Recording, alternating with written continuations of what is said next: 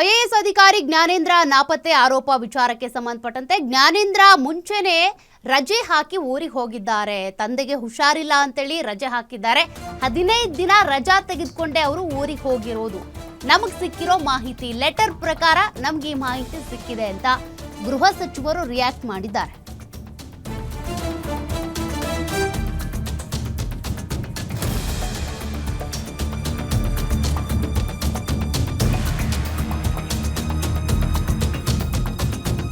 ಇಡಿ ದಾಳಿ ವೇಳೆ ಬೆಂಗಳೂರಿನಲ್ಲಿ ಜ್ಞಾನೇಂದ್ರ ಕುಮಾರ್ ಇಲ್ಲದೆ ಇರೋದು ಅನುಮಾನ ಮೂಡಿಸಿತ್ತು ನಿಜ. ರಜೆ ಕೋರಿದ್ದ ಪತ್ರ ಸಿಕ್ಕ ಬಳಿಕ ನಮಗೂ ಕೂಡ ಕನ್ಫರ್ಮ್ ಆಗಿದೆ. ಅವರು ನನ್ನನ್ನ ಕೂಡ ಸಂಪರ್ಕ ಮಾಡಿಲ್ಲ, ಸಂಪರ್ಕಿಸಿ ವಿಷಯ ತಿಳಿಸಿದ್ದಾರೆ.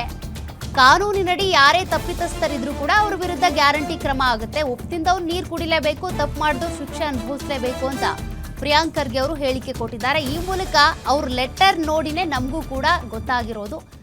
ನಮ್ಮ ಜೊತೆಗೆ ಮಾತನಾಡಿದ್ದಾರೆ ಕೂಡ. 15 ದಿನ ರಜಾ ತಗೊಂಡು ಮನೆಗೆ ಹೋಗಿದ್ದಾರೆ ಅವರು ಅನ್ನೋ ವಿಚಾರ. ನಾನು ಅದನ್ನು ಪರಿಶೀಲನೆ ಮಾಡಿದಾಗ ಅವರು ಒಂದು ಲಿಖಿತ ಮೂಲಕ ಅರ್ಜಿಯನ್ನು ಬರೆದು ಕೊಟ್ಟಿದ್ದಾರೆ. ನಾನು ತುರ್ತಾಗಿ ಮನೆಗೆ ಹೋಗಬೇಕು ಅಂತ ಅವರ ತಂದೆಯವರ ಅನಾರೋಗ್ಯದಿಂದ.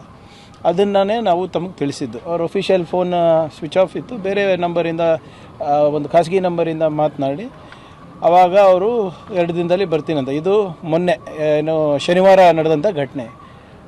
ಅದು ನಾಳೆ ಬರ್ತಾರಾ ನಾಡಿದ್ದು ಬರ್ತಾರಾ ಅದು ಅದ್ರ ಬಗ್ಗೆ ಹೆಚ್ಚು ಮಾಹಿತಿ ನನಗೆ ಇಲ್ಲ.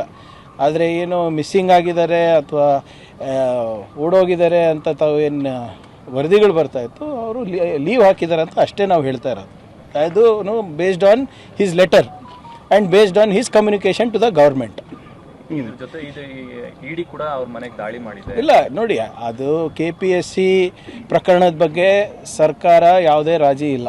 There is no compromise on that. ಯಾರು ಉಪ್ಪು ತಿಂದಿದ್ದಾರೆ ನೀರು ಕುಡಿಲೇಬೇಕಾಗ್ತದೆ.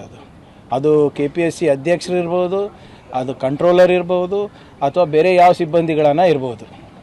ಯಾಕಂದರೆ ಯುವಕರ ಭವಿಷ್ಯ ಜೊತೆ ಚೆಲ್ಲಾಟ ಮಾಡುವ ಅಧಿಕಾರ ಯಾರಿಗೂ ಸರ್ಕಾರ ಕೊಟ್ಟಿಲ್ಲ, ಕಾನೂನು ಸಂವಿಧಾನ ಕೊಟ್ಟಿಲ್ಲ. Nobody is above the law. ಅದು ಚೇರ್ಮನ್ ಇರ್ಬೋದು, IAS ಆಫೀಸರ್ ಇರ್ಬೋದು, ಬೇರೆ ಯಾವ ಸಿಬ್ಬಂದಿಗಳನ್ನ ಇರ್ಬೋದು. ಅವ್ರು ಏನೇ ಎನ್ಕ್ವೈರಿಗೂ ಇದ್ರೂ ಕೂಡ ಅವ್ರು ಎದುರಿಸಕ್ಕೆ